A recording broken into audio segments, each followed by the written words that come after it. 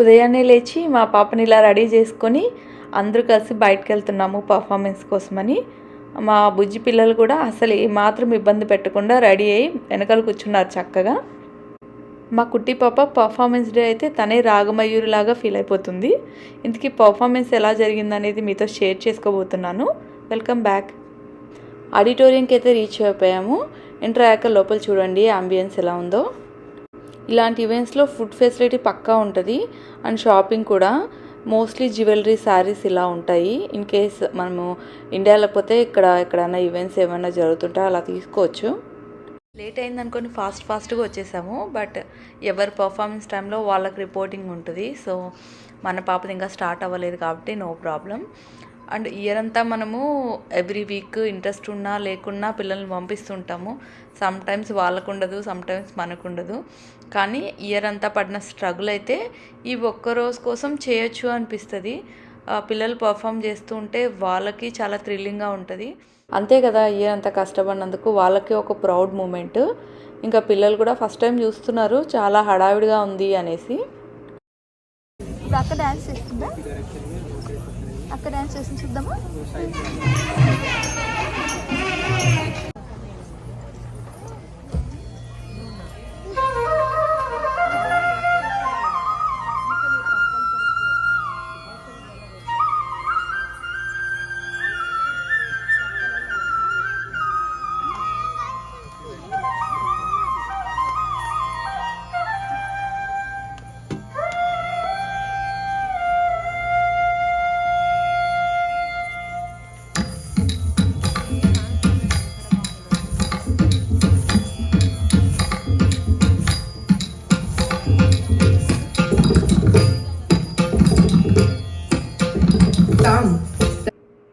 Finally కుట్టి is here. తన performance start అయింది.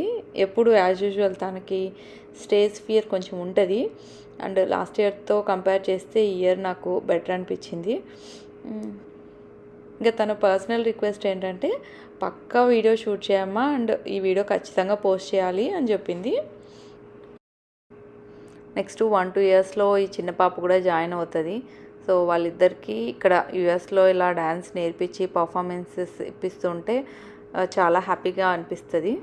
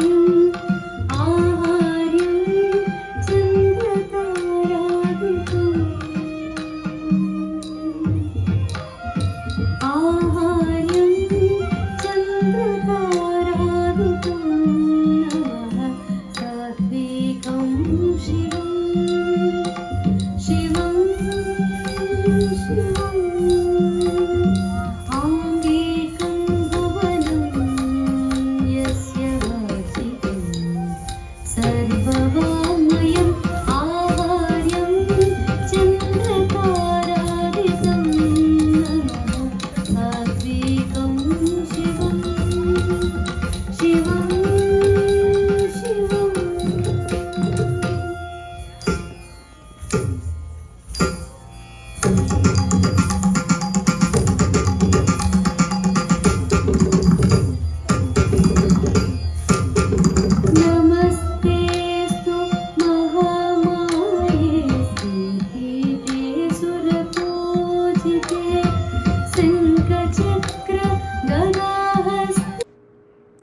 మా పాప పర్ఫార్మెన్స్ అయినాక కూడా ఇక్కడే ఇంకొక 2 అవర్స్ ఉన్నాము.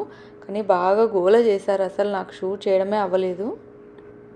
ఇంకా తను రిక్వెస్ట్ చేసినట్లనే మొత్తం పర్ఫార్మెన్స్ వీడియో క్లిప్ అంతా అటాచ్ చేశాను. ఇంతకీ మీకు ఎలా అనిపించింది పర్ఫార్మెన్స్ అండ్ ఈ వ్లాగ్ అనేది నాకు తప్పకుండా షేర్ చేసుకోండి. Thanks for watching.